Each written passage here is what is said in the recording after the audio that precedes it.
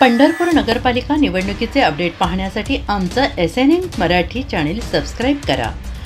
पंढरपूर नगरपालिकेवर महिला राज, भोसले, भालके, वाळुजकर, गंगेकर, धोत्रे, रोंगे, आदटराव यांच्या नावाची जोरदार चर्चा। राज्यातील नगरपरिषदांच्या नगराध्यक्षपदांची सोडत आज मुंबई येथे काढण्यात आली। या सोडतीमध्ये पंढरपूर नगर परिषदेमध्ये आरक्षण खुल्या महिला वर्गासाठी राखीव निघालेली आहे। त्यामुळे आता पंढरपूर नगरपालिकेत पुन्हा एकदा महिला राज येणार असल्याचं चित्र निर्माण झालंय। गेल्या 40 वर्षांपासून पंढरपूर नगर परिषदेवर परिचारक गटाची सत्ता आहे। मात्र यंदाच्या निवडणुकीकडे आमदार अभिजित पाटील, आमदार राजू खरे, भगीरथ भालके, दिलीप धोत्रे, अनिल सावंत यांनी लक्ष केंद्रित केलं असल्याने ही निवडणूक अटीतटीची होणार असल्याचं चित्र निर्माण झालंय।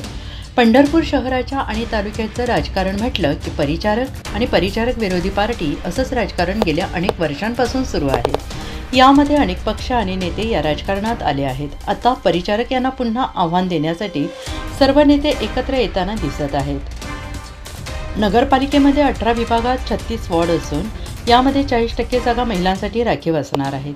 माजी नगराध्यक्ष साधना भोसले यांच्यासह वैशाली सुनील वाळुजकर, माधुरी दिलीप धोत्रे, डॉक्टर प्रणिता भगीरथ भालके, राजश्री गंगेकर, स्मिता आदटराव, प्रेमलता रोंगे रिंगणामध्ये उतरणार असल्याची चर्चा रंगू लागली आहे। यंदाच्या या निवडणुकीत कोणत्या पक्षाकडून कोणाला उमेदवारी मिळणार आणि कोण विजयी होणार याकडे सगळ्यांचं लक्ष लागून राहिलं आहे।